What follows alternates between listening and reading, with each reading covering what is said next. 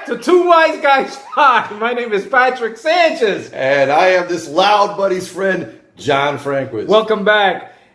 We're back with a new season and more things for you. Thanks for all the mail and thanks for all your questions. You got questions? Okay. Yeah. Salud, Don Calero. Salud, Patrick Sanchez. Salud, everyone out there. And also, we have a special segment today on the death of Robin Williams, who died about 3 days ago. That is correct, right? Yes. So we want to get into it now. Robin Williams is very sad. I don't even know what to say. Yeah, it's tragic. It's like losing a friend of the family. We grew up with this guy. Now, we knew he had his issues because this has been talked about before, but I really say nobody expected this. I wanted to get into, real quickly, Robin Williams is, it's hard to get that apostrophe out there, get his career, but some highlights. This was amazing. I mean, this guy has 4 Oscar nominations, 1 win, 2 Emmys, 4 Golden Globes, 2 Screen Actor Guild Awards, 5 Grammys. Grammys? He sung? No. He gave Grammys for comedy, stand-up comedy, that kind of thing. Oh, that's what it is. Okay. Exactly. You want to read some of the the career highlights that come from the top of my head? I believe his debut was on Happy Days, and he did Mork, and from there stemmed the Mork and Mindy show, which was a huge success in the 80s. In film, the ones that stand out are Popeye, Good Morning Vietnam, Dead Poet Society, which was outstanding, Awakenings, Fisher King, Good Will Hunting, Mrs. Doubtfire, Aladdin, Jumanji, and Happy Feet. Let's toast to his career. Quite a guy. A long stretch. Real quickly, Robin Williams had a bit of a sad childhood.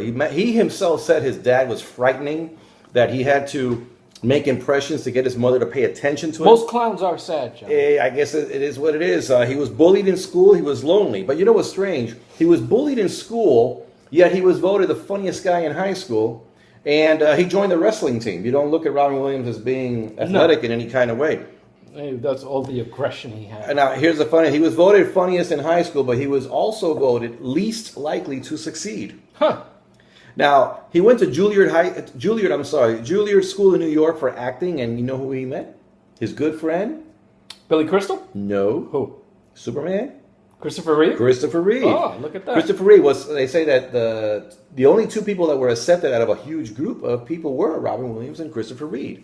The 60s. What happened? You're right there with the throat. I'm there. What happened in the 60s? I don't know. What did happen? He became a hippie, and he got into the drug scene? He got into the drug scene, and we know where that went. He got into the drug scene, sex, drugs, hippie lifestyle, started doing stand-up. He appeared, as you mentioned, in Happy Days, and he was in Mork and Mindy between 1978 and 1982. Around that time, he made the cover of Time magazine and Rolling Stone. Oh.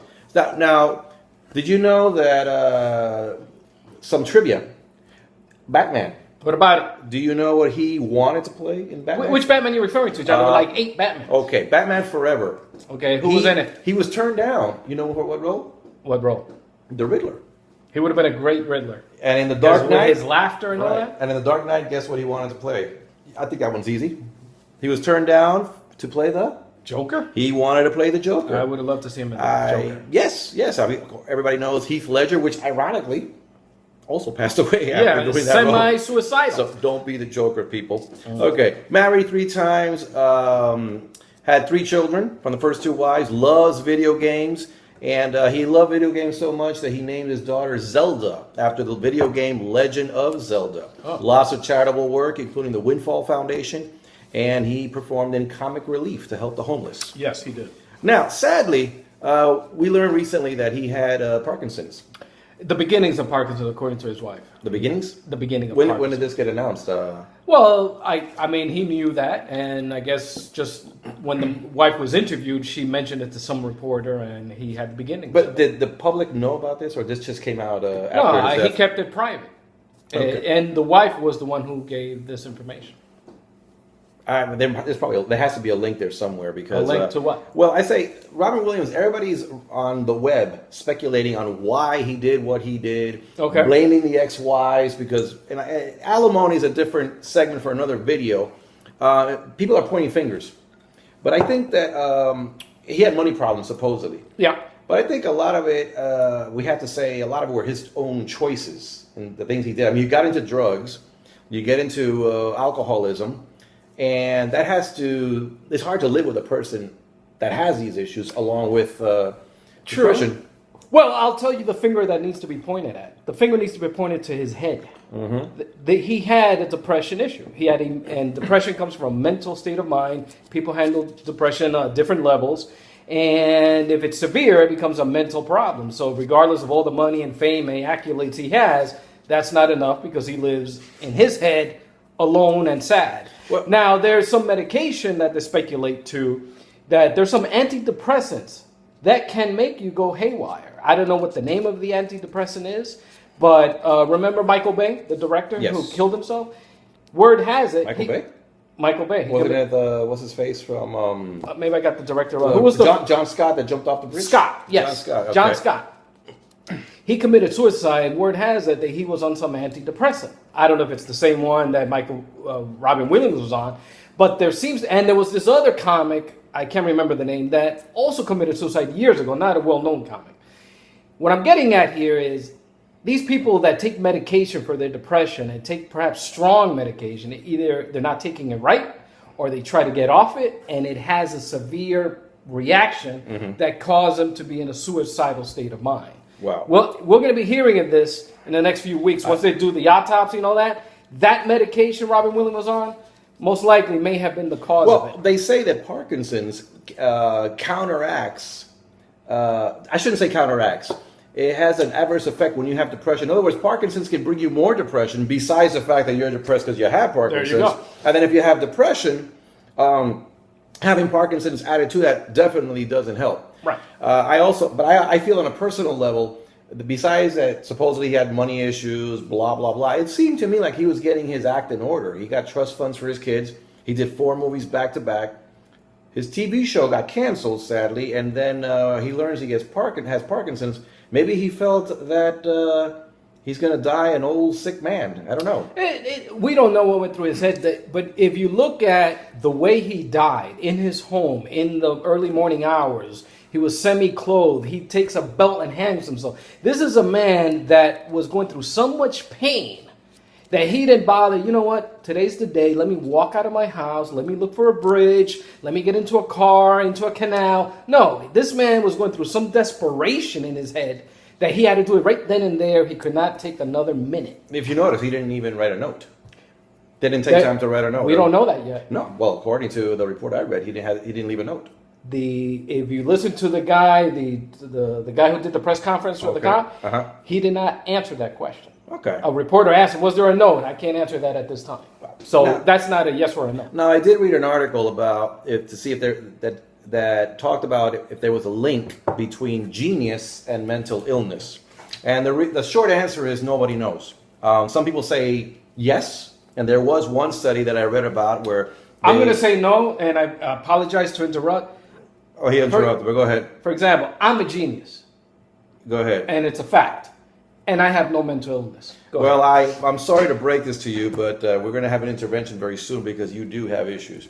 But outside of that, they said here, out of the 50 artists and writers that were studied, 38% of them had some kind of mental disorder.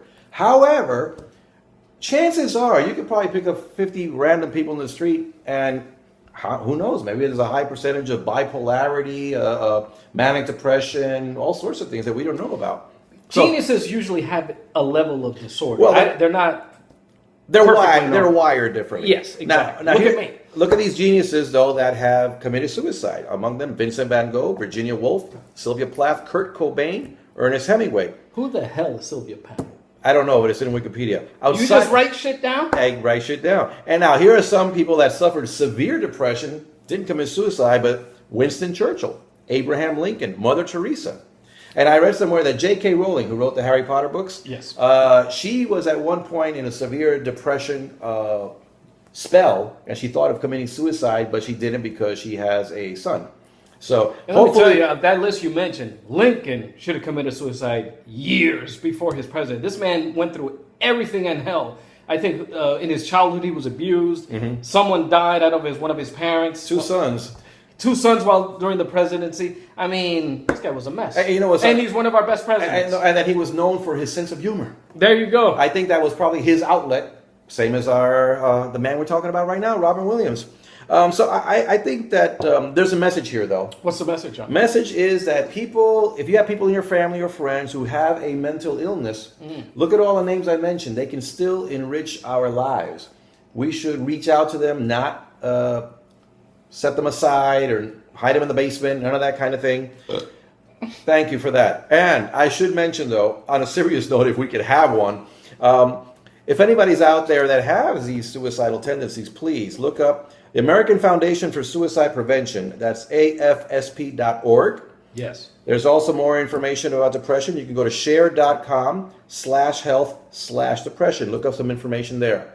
And on another note, before you conclude, if you are depressed and thinking of suicide, please have the common courtesy of leaving a note so people can understand it better. Just don't leave without a note. I'm just saying, if you're going to commit suicide, do it right. Leave a note. That's all. I think you should listen to my advice. Call suicide prevention. They do have a hotline. Do all of that. If you have a note, hand it to the person you were going to give it to before committing suicide so they can stop you. Make it pop. Okay? I mean, come on. Anyway, Robin Williams, we love you, guy. What can I say? And as Mork used to say to you, Nano. nano. Cheers. Bye. Take it easy.